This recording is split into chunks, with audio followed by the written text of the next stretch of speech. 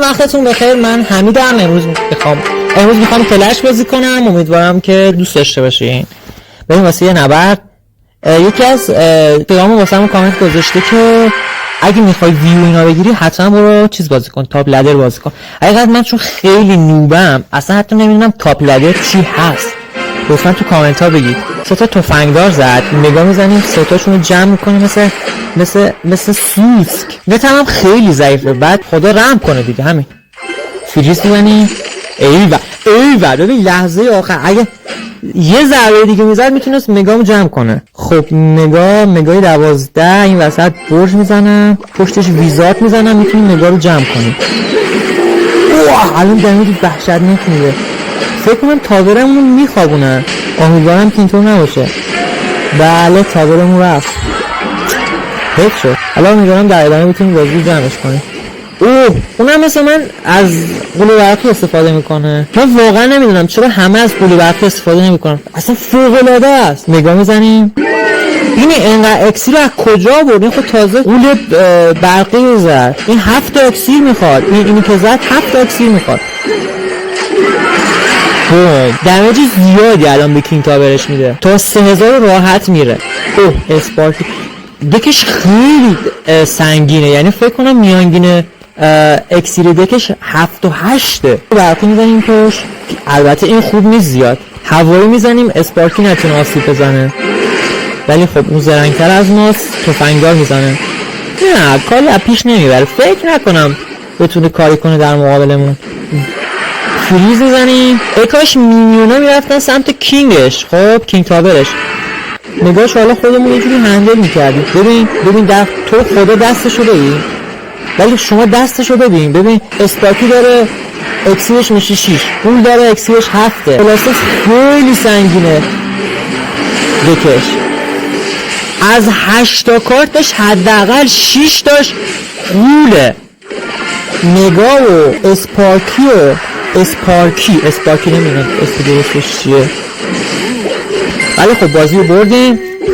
بازی ساده بود. دکش خیلی سنگین بود. خیلی اکسیر دکش بالا بود. لطفا تو کامنت ها به من بگید تاپ لدر کجا میشه. من خیلی نوبم. خب اصلا نمیدونم تاپ لدر و تاپ ادر و مدر و لدر اینا کجا میشه. خب پس بگید. بریم مثلا یه نبرد دیگه. باداشمون مانوئل. تنها مانوئلی که میشناسم مانوئل فرراست. مانوئل فررا اسم یه خیریه. اوه جمعش کرد با یه دونه گوله. کلن گله رو جمعش کرد. صبر میکنم اون اول راش بده. خب ببین لولش هم بالاست 12. خب حالا من نمیدونم کارتاش به چه صورت لولشون، ولی خب بهتر ریسک نکنیم. ببین مثلا این یارو که من اسمشو نمیدونم نامرئیه 12. خب نسبتا خوبه لولش. این یارو که جلز و بلز میزنه نمیدونم چی اسمش، ولی فکر کنم ویزارد برقی میشه. اینجا مگا رو بزنیم واسه پکاش. پکا و مگا همشون مثل همه اسمشون آدم قاطی میکنه. چقدر خوب شد. ببین چقدر خوب شد. این کارتی که زد نامری بود و رفت دمیجش رو داد به کنار تا اینجا. صبر. بله بازم داستان قبل پیش اومد. یه دونه گوله کل گله رفت. نتم هم ضعیفه. این ترسناک میکنه داستانو. الان قراره 500 تا دمیج بده. بله داد. ای داد میزنم. ویزم پشتش.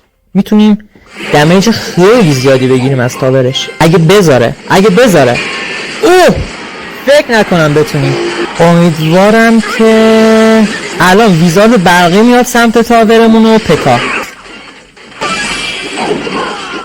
خب جمون گذارد. من به اینکه تیر کمون توی دستش و تیر میزنه میگم جمون. ویز میزنیم پشت. وای الان میبازم بازیو. من حواسم نبود اصلا. حتی گوله هم بلو بازی میبازیم. تا اگه گوله هم مینشست به تابرش باز بازیو ما میباختیم. چون گوله فکر کنم 200 تا بیشتر دمیج نمیده. لطفا لایک کنید، کامنت بذارید و از من تعریف بدید که خوشم بیاد. با الهه فکر کنم ایرانیه. کلمشون هم لوس دونوس. لوس دومینیوس. خب همین الان که من پیام داد هنوز موجوده. این واسه اون آگهیه که من توی دیوار گذاشتم، بدون ماشین کنترلی داشتم. این داشتم خیلی زرنگه. من اشتباه کردم، مگا رو زدم واسه سمت راست که این قوله سنگیشو جمع کنه، این از این طرف زرنگی کرد، پکا زد، تاورم هم جمع کرد. ببین خیلی زرنگه، منم زرنگ تر حتی. ببین آدم زرنگ بیم میگن تو بخشای مختلف زندگیش میتونه همینقدر هوشمند عمل کنه، نه فقط اینجا. هم ضعیفه. خب باز ترجیح میدم ساب کنم که ببینم باید الان چیکار کنم. ترجیح میدم ساب کنم. بربر یادش بخیر ما قدیما میشستیم کلش آف کلنز بازی میکردیم، اون وقت هنوز کلش رویال نیومده. من خیلی بیشتر میپسندیدم. خب بعد من 3 تا 4 تا یادمه که اکانت داشتم، کل روزی 7 ساعت 8 ساعت وقت میذاشتم. مثلا 8 سال پیش، اون وقت من مثلا 13 سالم بود. ولی خب الان دیگه دورانش گذشته. بازم از این خداها من به اینی که نامرئیه خب بعد تاج رو سرشو میگم خدا. واقعا تصورم از خدا یه همچین چیزی وقتی بچه بودم. فریز میزنم روی تاور کین تاورش. فکر کنم قراره بزنیم کین تاورشو. بله ایزی. من واقعا میگم خب آخرین باری که با این دک باختم یادم نمیاد که بود. کسشر 90 اولو باختم با همین دک. حالا من دارم کسشر میگم. شما که این ویدیو رو دیدید امیدوارم دوست داشته باشین و خوشتون اومده باشه. دوستتون دارم. فعلا.